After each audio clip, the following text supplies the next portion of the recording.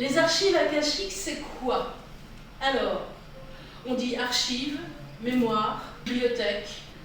Chez les Mayas, ils appellent ça Unimam Mundi, l'âme du monde. Et il y a Carl Gustav Jung, donc le grand psychiatre, qui parle, lui, de l'inconscient collectif.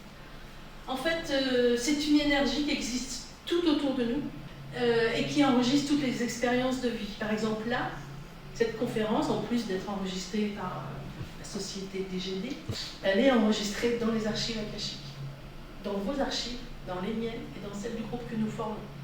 Donc elle contient les mémoires du passé et elle enregistre le présent. Voilà. C'est la mémoire du vivant, de tout ce qui est vivant.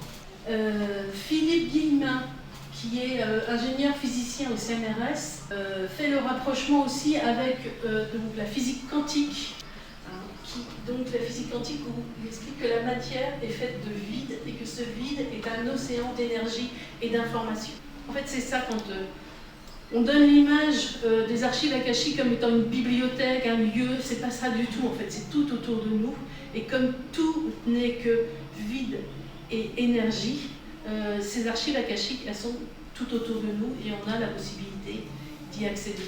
La force des archives akashiques, c'est que c'est un lieu d'amour, parce que c'est une connexion avec vous-même, donc un lieu d'amour, de respect et de bienveillance. Et c'est une énergie transformationnelle, tout à fait.